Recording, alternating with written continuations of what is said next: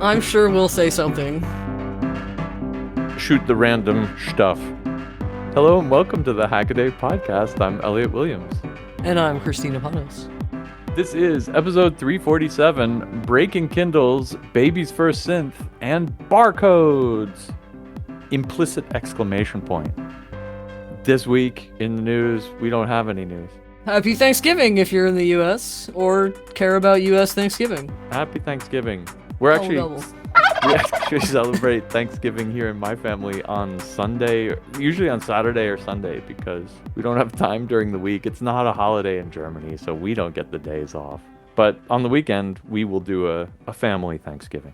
Nice. We are having pizza tonight, as I'm sure many families are having pizza tonight, probably. So I'm concerned about getting the pizza ordered in time. Is that right? Not that there's like a time cutoff or anything, just I'm concerned about how long it might take. Pre-Thanksgiving pizza is a thing? I think so, because people they're kind of getting prepared to eat a whole bunch on Thanksgiving, and they don't want to cook anymore, and it's easy. And people are in town already. I like Lots it. of Friendsgivings happen. Yep. Lots of drinking happens, as is my understanding. Right on. Oh, I myself can't drink anymore because my medicines makes me feel really, really weird. Oh no. Yeah. Yeah. Oh dear. Today I learned, here's my Hackaday rant of the day. Today I learned all about LUTs, not regular nerdy lookup tables, but video LUTs. Oh. The Design Lab folks sent me the videos for the Design Lab videos in RAW format. They're shot in this like F-log, it's called. It's an ultra flat color scheme that supposedly gives you the best contrast and is best for doing post-processing on. But it looks like it's almost black and white. It just has like a sprinkling of color in it. So to make the video look halfway reasonable, I had to map that color space into a better looking color space, which is really cool because you have all the flexibility in the world, but I had to learn to do a new thing. That's cool, though. It is cool. And actually FFmpeg, which is my video manipulator tool of choice, you can get it to like make some screenshots from the video along with a standardized color table. And then you can edit that in GIMP or whatever you want until the colors look right. And then you've got that standardized color table that it can use to remap the colors in the video for. Oh, very nice. So it's actually dead simple. It's actually one FFmpeg line to create the image PNG file. You tweak the PNG file and then you just run it, giving that as the lookup table back to FFmpeg, and it completely color grades your video in one shot. But it sounds like something that you should pay like high-end studio employees to do, and it ends up being two lines and some GIMP in the middle. That was my personal growth du jour. Nice. I recently, with help from my husband, vibe coded an entire library system for my personal collection of books. Hot diggity. How's that go? It's pretty cool. It actually looks pretty nice, I think. And it's based on the barcodes. Okay. If the book doesn't have a viable barcode, I have created a bunch of random number barcodes. Ooh. In EAN13 format that start with 988 instead of 978. Nice. So they're book-like. Nice. Yeah. It's real fun. It has a check-in, check-out system. Ooh. Yeah, it's sweet. This sounds like this needs to be a Hackaday story. Yeah? I might have to twist your arm into writing this one up. You think so? Okay. My arm. How many books are in your system? A little over 100 right now. Nice. It's maybe a third of the way there with the entries. Cool. How many have you had to make custom tags for? I ended up just making 114 because I had 24 on my first page and then I had 30 on subsequent pages and it added up to 114. And I was like, I'm done making barcodes. And my husband was like, I'll tell you what, by the time you run out, I will have made you a thing that generates barcodes. I'm like, okay, cool. Nice. But I have a bunch left, so. Spoiler for this week's podcast. We're going to be talking about barcodes shortly. What are you using for a scanner? It's I can look it up. It's from Amazon. It's like a Okay, you just a whole handheld scanner. got a barcode scanner. Yeah, yeah, it doesn't do them all, though. It's kind of old. Okay. Well, it does a lot, but it won't do QR codes. Right. It's 1D. Right. Doesn't do the first ones I generate. Like, it won't pick up. I don't want to generalize, but I want to say it won't pick up long barcodes that don't have the EAN. Like, I don't know if you've ever noticed or if you know this about EAN barcodes, but I learned this recently. They have like long bars at the beginning and end, and then a couple long bars in the middle. Mm-hmm. And it doesn't want to read seemingly barcodes. A lot of barcodes that don't have that are supposed to be EAN 13 or EAN 8. I don't know which of the codes, but I learned while watching the video that I'm going to talk about soon. That on either end, they're kind of sync bits, basically. Okay. At least this was a UPC, whatever, UPC-C or some old UPC style, but it uses the first ones as sync bits, so it can tell, like, from this symbol to this symbol is this long. And so it can guess what the scale of the barcode is, right? Because you could be closer up to it or further away from it, and it needs to know how wide the thing is. Oh, okay. Yeah. Essentially. So they've got to have some kind of markers. Like the QR codes have those spots. Yeah, okay. Anyway, barcodes are awesome. Wow, I've had this thing since 2017. I've got a barcode scanner. I picked up a crappy used one. It was actually a vintage computer festival here, and they just had a junk you can take table, and I picked up a barcode scanner. I've Talking never about used that it. later, too. Yeah, funny. We're damn it. What is with this? Everything is foreshadowing today, folks. Everything is foreshadowing. I think what isn't foreshadowing is the what's that sound, though. So we can do that. Okay. This is a journey into sound. What's that sound? What's that sound? This week is a Guess the Sound week. There's a brand new sound. Kristina's going to take a guess at it, and then you will have a chance to give us your best guess. Okay, here we go.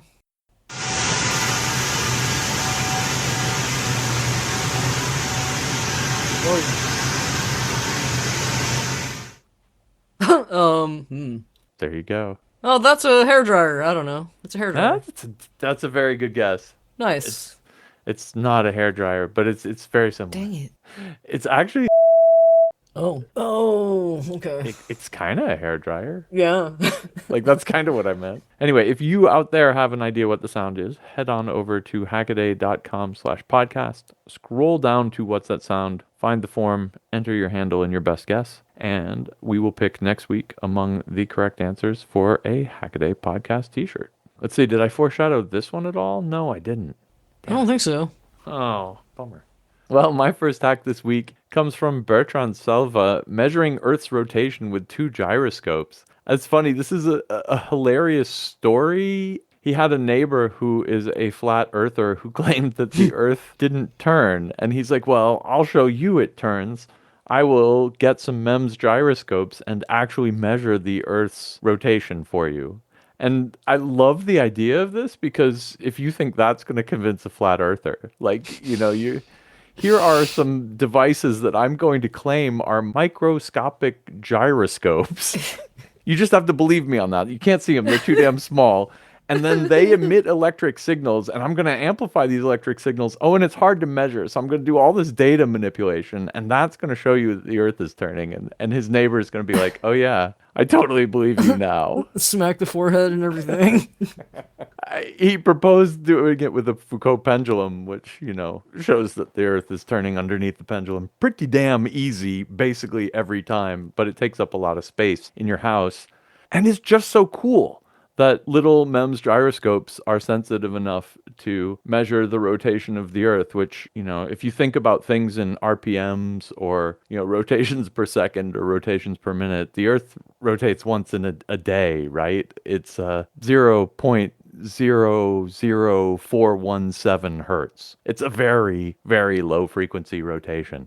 And that's actually what's really neat about this project, is that the MEMS gyroscopes that Bertrand uses, the BMI 160s, have such good resolution that they can almost pick up on their least significant bit the Earth rotating. The problem is it's right there in that last least significant bit. And so this is one of those picking up the signal from the noise problems.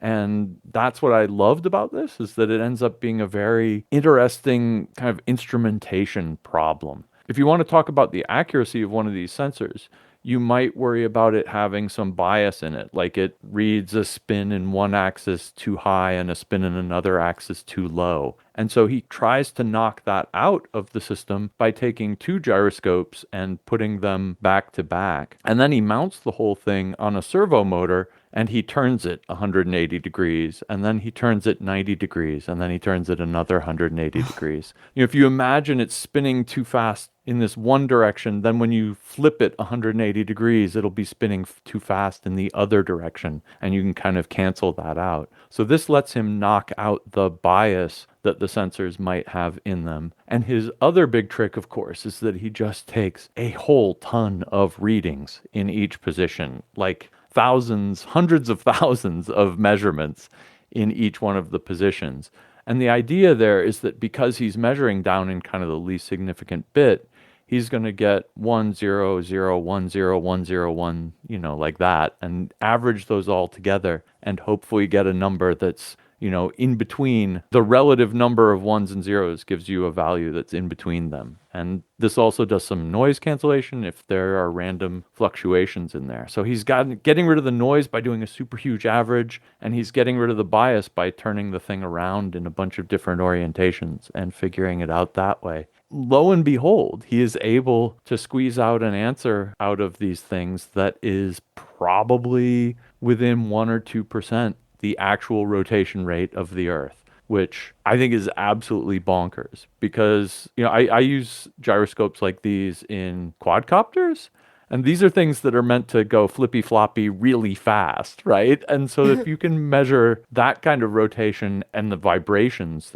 which quads undergo when they're trying to auto stabilize themselves, if you can measure that kind of high frequency stuff, 900 hertz, 1000 hertz stuff, and this kind of 4/1000ths of a hertz of the Earth rotating, it's a pretty cool, these MEM sensors are pretty cool. I'm not going to lie. But then the awesomest part to come out of this is that he, in creating this protocol, says, first he aligns the device so that it's facing north, and then it flips itself so it's facing south, and then east and west, and to do its calibration routine. He discovers that he gets a more accurate result when it's actually pointing due north, and he can measure the rotation speed of the Earth accurately enough that he can tell when it's not pointing north. And so he flipped this off into a second Hackaday I/O project. I'll throw you the links in the show notes, where he decides the whole thing is a compass. And so there he takes the rotation rate of the Earth as fixed and says, when I point this in which direction, where does it give me the closest answer to that? And it calls that direction north. So that's pretty cool. You can use a MEMS gyroscope to detect the rotation of the Earth well enough to figure out which direction, the Earth is rotating from, which direction north is, which, very, very cool. And the Earth isn't flat. P.S. It could be a flat disk that's rotating, right? What do they have against the Earth rotating? I'm not up on my flat Earth propaganda. Me either. Well, my first tag comes from Alistair. Baby's first synth was Daddy's first project. And when it comes to making music, you can never start them too early, I say. And I think Alistair would agree with me. After all, he built a synth for a newly minted 3-year-old that most of us would probably like to get their hands on, at least for a little while. Maybe it's just the colors. Maybe it's just me. I don't know. But despite not knowing much about hardware, Alistair dove right in and got started by blowing the dust off of a 15-year-old Arduino inventor's kit, with the initial goal of reading some potentiometers and mapping them to 12 discrete values in order to then emit MIDI messages. After he got all that going, he switched to a synth module and an Elegoo Nano. What this is a portable step sequencer. Not sure what that is, just watch the short video. Basically, it has 4 sliders that control the pitch of 4 different notes that loop over and over. Slide the sliders up for higher pitches and down for lower pitches. Simple enough for a 3-year-old, entertaining enough for a 43-year-old. The knobs control the tempo, volume, scale, pitch, and instrument selection, and the OLED provides visual feedback and a dancing panda for extra fun. Building the thing wasn't all fun and games, however. The Nano has little RAM, and Alistair found that he couldn't buffer a full frame. Therefore, the screen is updated in small patches. This is definitely an adventure worth the read, and there's a Fritzing-like diagram somewhere in the middle of it if you want to make your own. But if you can wait a while, Alistair actually wants to make a small batch of these, so click that button at the bottom if you want to stay updated. What a cool little project. It plays scales or whatever 4 notes you put on the sliders to play into it. How cool. I want one. Dead simple. Yeah, maybe I'll make one. Pew, pew, pew, it's barcode time. Yoo-hoo! Here comes foreshadowing story number 1. Usagi Electric made a great video about barcode scanners. We wrote it up as Barcodes, Lasers, and Fourier Transforms. He's got some kind of funny scanning spectrometer or something. I don't even know what it is 100%. It's broken. He's trying to fix it, and it has an old style gas laser tube in it. And so he wants to learn how to work with these old beasts. What else has a gas laser tube in it? Well, barcode scanners of old used to have a sweet little 1 to 2 milliwatt helium neon laser in them. And so he buys one used kind of 1980s vintage scanner and takes it apart for the laser. But of course, he's opened it up. And so along the way, he gets into reverse engineering the barcode scanner and going down the laser hole. And it's absolutely lovely to watch him get completely distracted from his main purpose and just have a good time playing with this old piece of kit. Along the way, he also falls down the barcode hole and wants to know some about that. He read an article on Hackaday, actually written by Adam Fabio, who he knows, and so he calls him up. So there's a guest video interview with Hackaday's own Adam Fabio, who wrote this article about barcodes in the middle of this video, which is pretty funny for me watching it. But so we linked to that article too, by the way, the eloquence of the barcode. Didn't you write up a great one on barcodes? You did a good one on those funny colored barcodes and stuff. Oh, the Microsoft tag, what are they called, tags? Way back when. I thought those were so pretty. They're really cool. I'm gonna have to pull that article up and put it in the show notes too, now that I think about it. But this barcode won't work with those. Like you said earlier, they're QR code, this style, they're 2D barcodes, and worse, they have color. So that won't work with this scanner. What's really cool is that he does take the scanner apart and dissect it, and because it's kind of 1980s era tech, it doesn't do much at all. In fact, all it does is shake a little mirror back and forth, which gives you that scanning helium neon laser beam spot, and then it's got 2 photodiodes, and it amplifies the return value up from those. And that's all she wrote. I guess there's a lens in front of the photodiodes to focus it on roughly where you have the barcode. And what's fun about this is that it's just the simplest possible thing. He points out that the laser spot has to be small enough that it can kind of fit in between the gaps on the barcode. So it has to be like a physically small spot. And that's the reason they used a scanning laser instead of a light back then, because it's not taking a picture. It's relying on the timing as the laser scans across. The reflected light that goes back to the photodiodes goes bright, dark, bright, dark, bright, dark, bright as it hits, and that timing is then decoded later by the computer. He's lacking the decoder box, but he plugs it into an oscilloscope, and that I think is an even better demo anyway, because this is kind of an old piece of basically analog electronics, and you get to see the waveform that it puts out, where it's going high when it's reflecting back white, and it's going low when it's reflecting less laser light back. If you haven't had a chance to play around with these helium neon lasers, I have exactly the same one that he pulls out of this that a friend of mine gave me from an old school barcode scanner. So they're a great source of it. It made me laugh when I saw it. There's a big brick that's potted electronics wrapped in copper foil, and that's the high voltage generator, because these gas lasers need to put a lot of voltage across the gas to get it to laze, to get it to glow. It's like a neon light, right? And so there needs to be kind of 10,000 volts in this thing. And that little high voltage transformer is inside the handle, which just scares the bejesus out of me, because I'm thinking, the person doing the scanning has their hands right around something that's a 10 or 15,000 volt DC generator. Yikes. And I can tell you from experience, by the way, that the old tube lasers are also a little bit of a capacitor, and they store a tiny little bit of charge at this 10,000 volts. And if you are not careful to bleed it off, it's like a static electric shock, but it's like a hefty static electric shock, and it hurts more than it should. Don't touch the end. But if you can, and if you want to play around with an old tube laser, as David from Musadi Electric is doing here, you should absolutely look into one of these old barcode scanners of yore, back in the days before solid state lasers existed and they had to use pretty glowing neon tubes. Well, my next hack comes from Projects in Motion. Retrofits done right. Physical controls for heated seats. Ah, touchscreens in cars. No thank you, I say. And you can pry my 2007 manual Mazda 7 wagon from under my cold dead butt. Anyway, Projects in Motion has a 2020 Ram 1500 with heated seats. Yeah, those sound super nice, especially since winter is coming. But not so much if you can only turn them on through the touchscreen. Well, Projects in Motion set out to correct this oversight and ended up with some really nice-looking functional controls in the process. But there was a challenge here. Isn't there always something?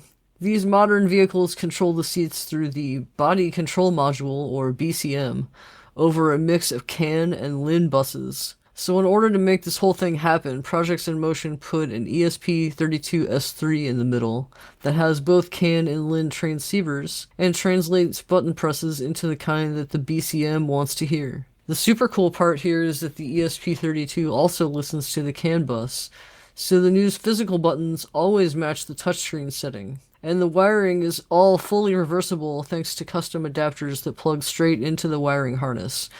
Plus, absolutely everything is documented with wire viz diagrams, which means you should be able to do this with your 2020 Ram 1500 with relative ease. Go for it. Yeah, right? I have not yet been brave enough to do any serious CAN bus hacking on my car, but that's on my to-do list. I've connected an OBD2 a couple times. Yep. And? So I've had that car since July of 2018, maybe 2016. In the winter, it throws 0421 and 0421P, which is some sort of temperature thingy. Okay. Makes it sound like the thermostat is stuck open or something, and it won't clear it. I can't clear it. But yeah, it comes up like every winter. It'll do it. It'll throw the check engine light on, and I make sure it's that one and not a different one. Like, okay.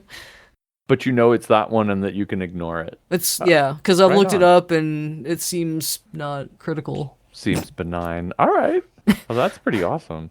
Well, speaking of living on the edge, Tool Scientist has taken apart a bunch of expensive tool batteries and finds that they hide cheap tricks. They're living on the edge, and the living on the edge is that they are made up of lithium ion cells and they're not balancing them. And this video explains why you need to balance lithium ion cells, so if you haven't checked that out, you absolutely should. Older battery chemistries like lead acid or nickel cadmium, you can just kind of leave it on a slow trickle charge forever and ever, and that will automatically even all the cells up. But lipos, you don't want to let them run below a certain voltage, and you want to stop charging at a higher voltage, usually 3 volts on the bottom, 4.2 on the top. And what happens is if you don't charge each of them up individually, that's balancing them, you can get the problem where, say, one of them is slightly discharged relative to the rest. And so when you go down to the bottom, that one's going to limit how deeply you can discharge the set of multiple cells.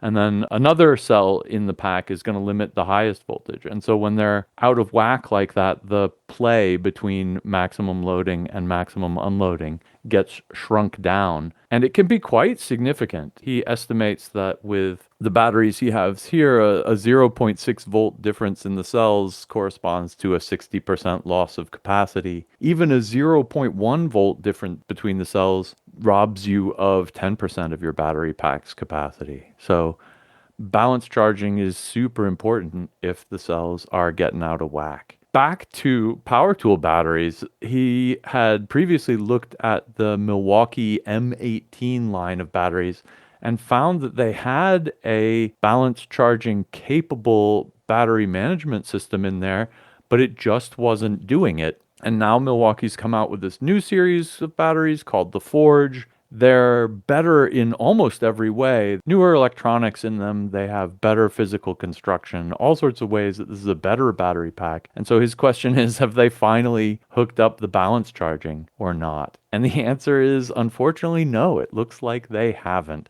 even though the chip on board is completely capable of doing so. The first thing he does is he looks in between the microcontroller and the BMS chip and looks at the I2C line and just listens to what they're saying to each other. And it's really cool. The microcontroller is obviously reading the individual cell voltages across and then never issuing the code to go into balance charging mode for whatever reason. And I just love this because this is great hacking, because he just fetches the data sheet for the BMS and like decodes all of the I2C commands going across the line. That's pretty good proof that it's not balance charging, but it's not definitive proof, because maybe it's got some extra smart balance charging routine in the microcontroller and it's doing it all on its own instead of just sending the balance charge command off to the BMS. So the next thing he does is he finds the resistors in there that connect up to the individual battery cells and looks for current across them. There's never a differential current across them, so it looks like it's not charging up.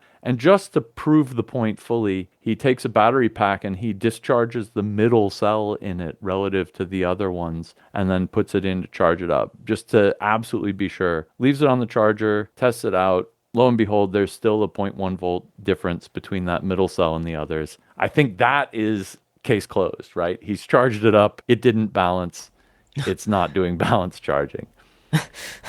How much of a hassle is this? Well, like we said, it can make a decrease in the battery's capacity by, limiting artificially the lowest discharge and the highest discharge voltages respectively. If the cells don't go out of whack, it's probably just fine. But random process variability being what it is, the cells probably will go out of whack a little bit.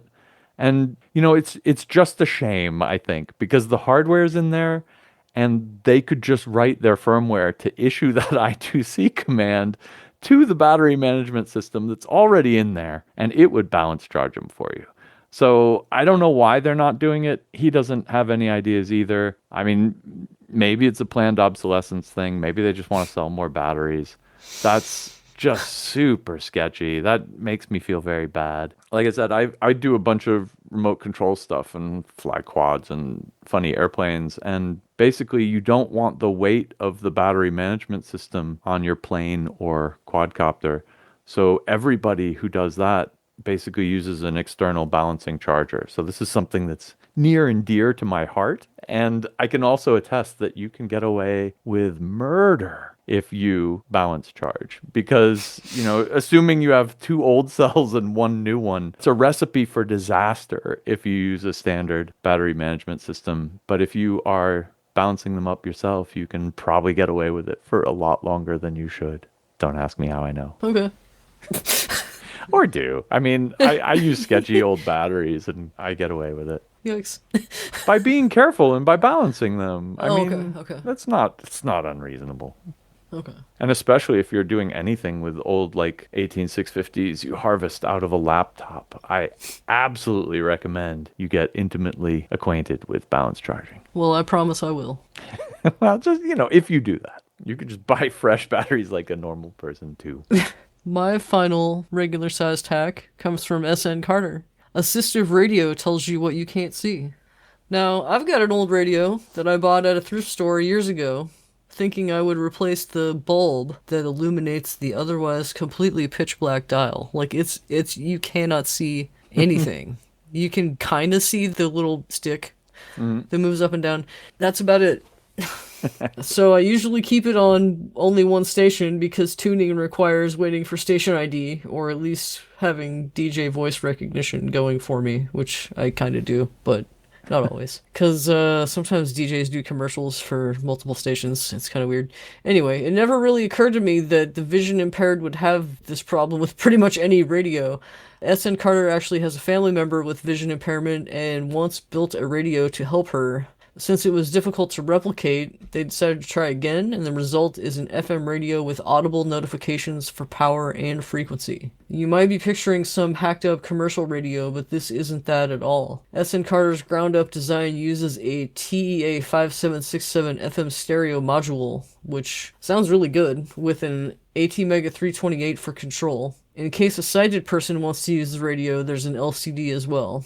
Now, S.N. Carter really thought this one through. The case has these raised bosses that help the user locate the switch and the rotary encoder. And as you change the frequency, of course, there's audio feedback too that confirms the knob direction with like beep beep beep if you're going up and beep beep beep if you're going down. It's really easy to get used to. So I think this is very cool. I learned today, I was writing up a SuperCon Design Lab talk from Ellie Furetti, who ran into some really cool design challenges trying to make the onboarding for this game she's designed more assistive friendly, but ended up in the process having it be friendlier for everyone, not just people who were hard of hearing, but like having to put the subtitles up there lended an extra graphic element that she was able to use to make it look even cyberpunkier than it was before.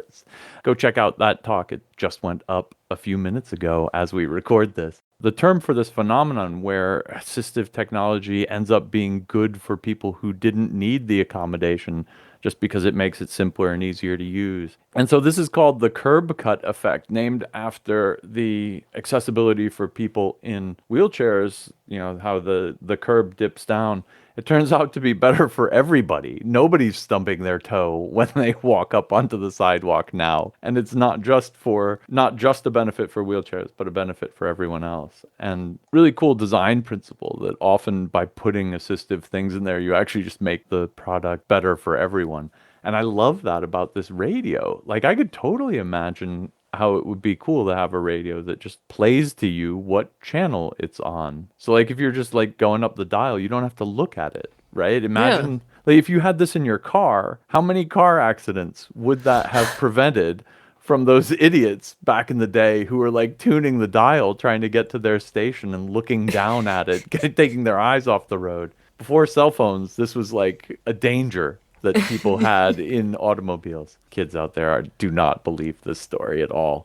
But radios used to have a dial, and you had to turn it and watch the little indicator go up and down, and that was dangerous. And if you wanted to save a station, you had to pull out this little thing and then put it back in.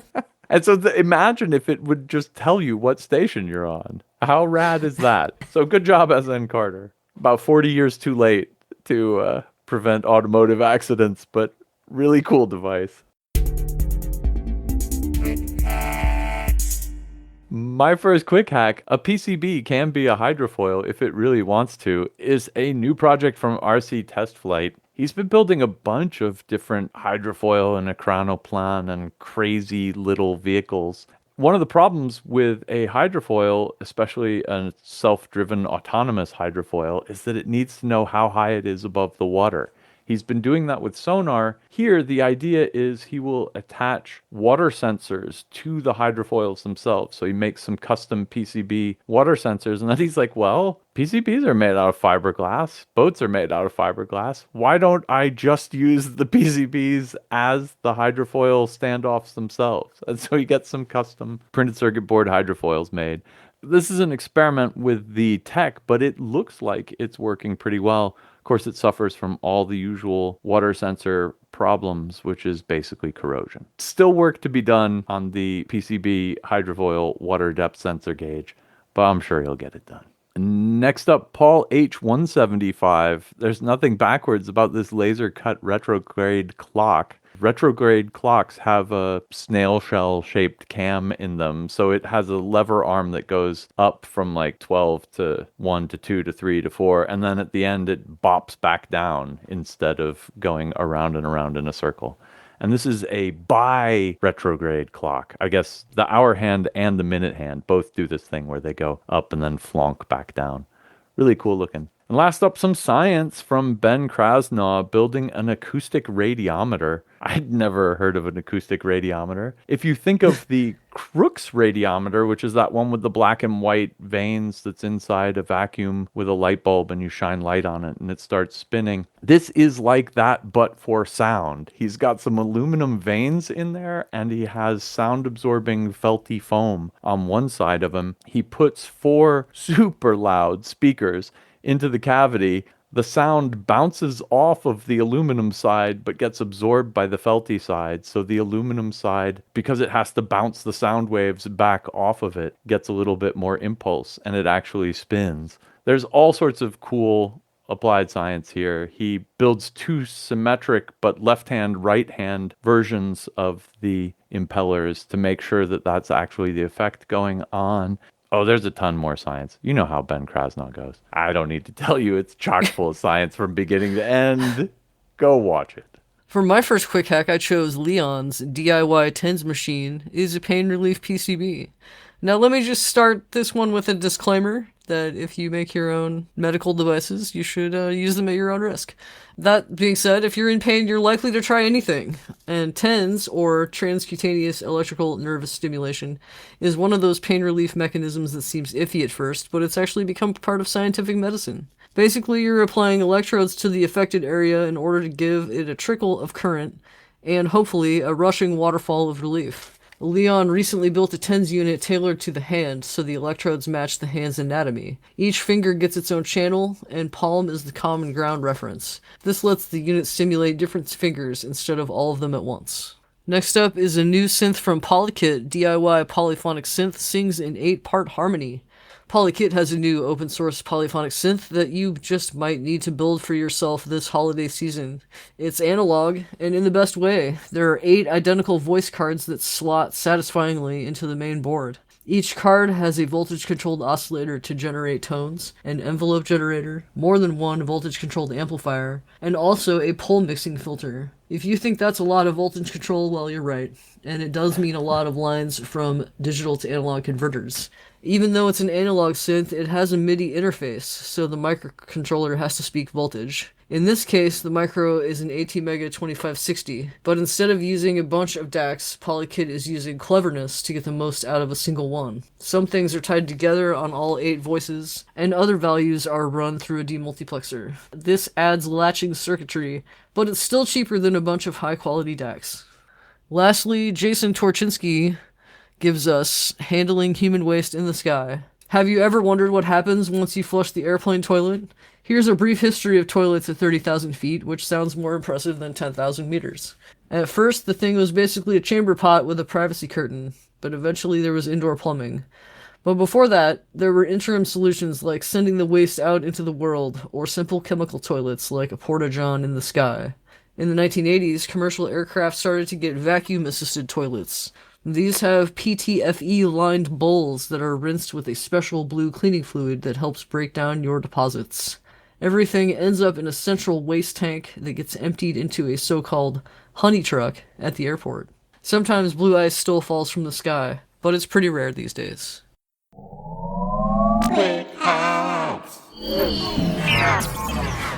All right, that brings us to our Can't Miss articles. These are long-form pieces written by our fantastic Hackaday writing staff. This week I picked Tom Nardi's The Unexpected Joys of Hacking an Old Kindle. And this is fun because he was at JohnCon and they had a hacker pick up this junk pile there. And he saw this old busted Kindle with a note.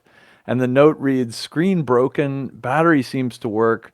Try to reset and backlight comes on intermittently. Appears to be stuck in a boot loop. From a neighbor, no idea what happened to it. Have fun!" Exclamation point. And that was all it took. Tom picked the thing up and decided to go take it home and have fun. And it's not like Tom doesn't have Kindles either. He's got a few Kindles kicking around, but they're not broken. And having a broken Kindle gives you a license to cut the thing up and see how far you can get with it. So that's what he starts doing. And it turns out that deep inside is a fantastic, easy to hack on little bitty Linux machine. And he has an absolutely great time with it. And I think when we were talking about this before he wrote the piece, he was like, and that's my take-home lesson. It's just a little Linux machine. If you've played around with Linux machines, you know how to play around with what's inside a Kindle. It's that easy. And I thought that was really cool. You can even update the firmware on it using, ADB. You just put new firmware on it. It's all open source. You can recompile your kernel, make it do whatever you want, flash it up, done. And I think that's something that I didn't know before because I haven't been following the Kindle hacking scene very much. And he used this as an opportunity to dig into that, but also to play around with his particular device and rescue it from its catatonic state. In short, it's dead simple. You solder 3 wires and you've got a serial terminal on the device. It's not even particularly protected.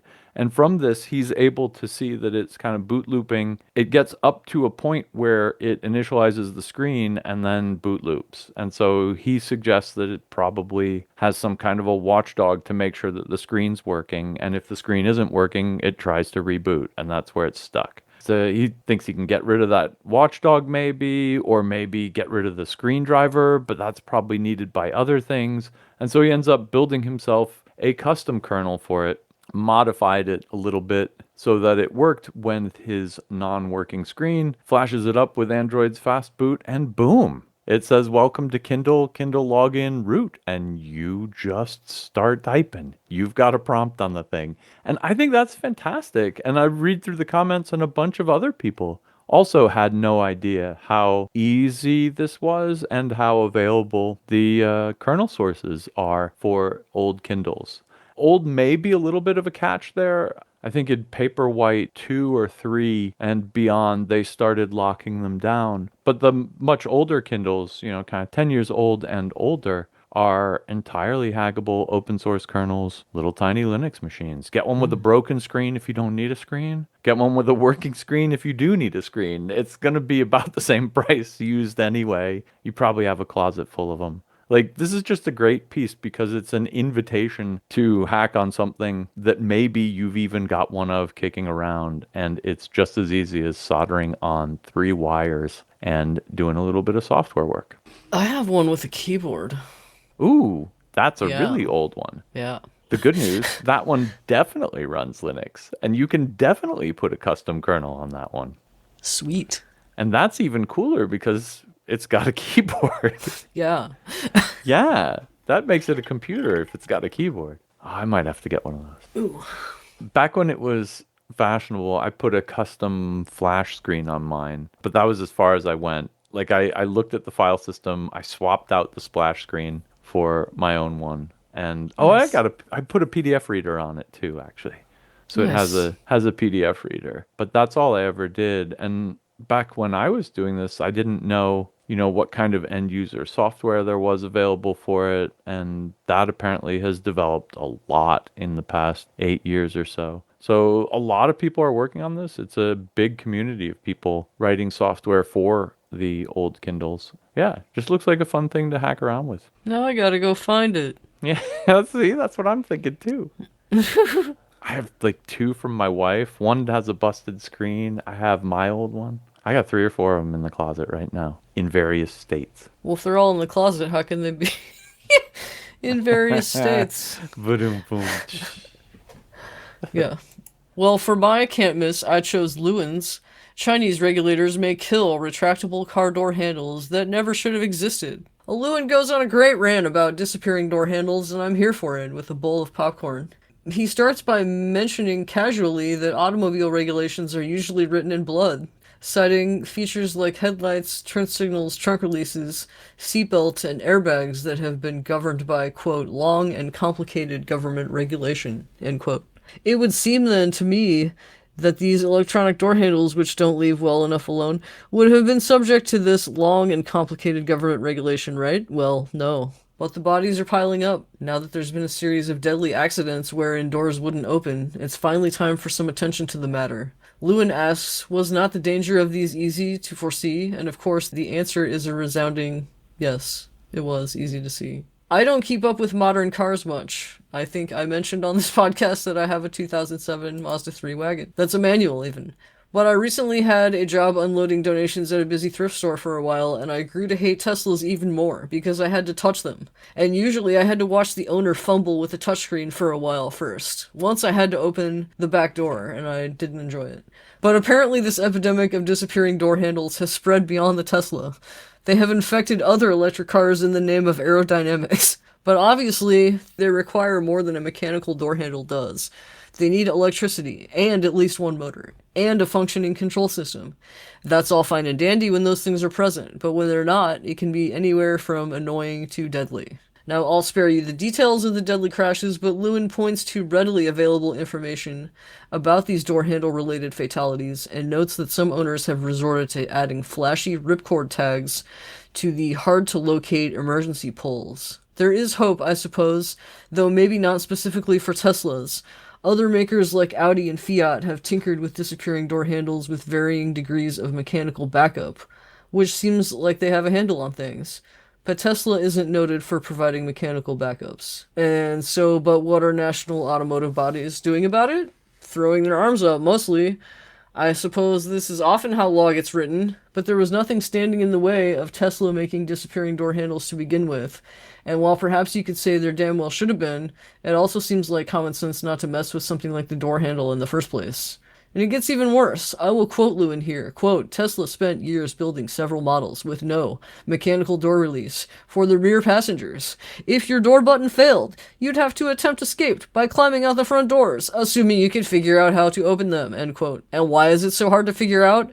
The mechanical door releases are often hidden behind trim or carpet. Brilliant. But there's a glimmer of hope, and it starts with Chinese regulators. Reports indicate that disappearing door handles could be banned as early as 2027. In the US, Tesla has a deadline of December 10th to deliver records to the federal regulator regarding all sorts of issues with the handles. Lewin believes that the regulators will come out against these door handles, which, yeah, like he says, are likely the ultimate in form over function.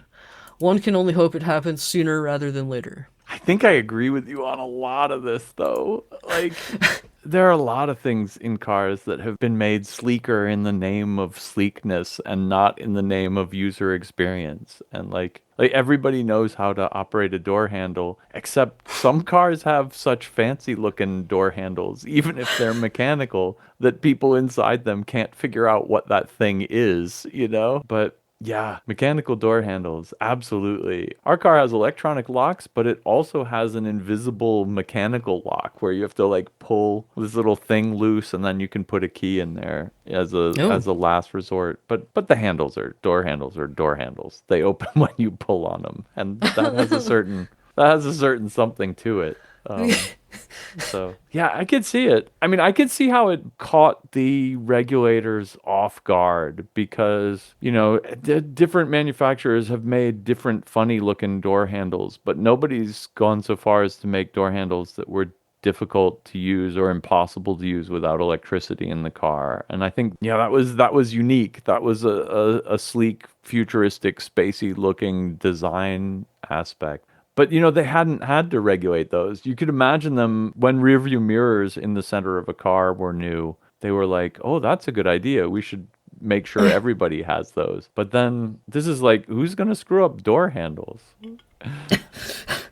Yeah, I never even thought about the safety pulls in the trunk of the car. But of course, it does make sense. But you have to wonder how many people get caught in the trunk that they actually need that. You think a lot? I do wonder.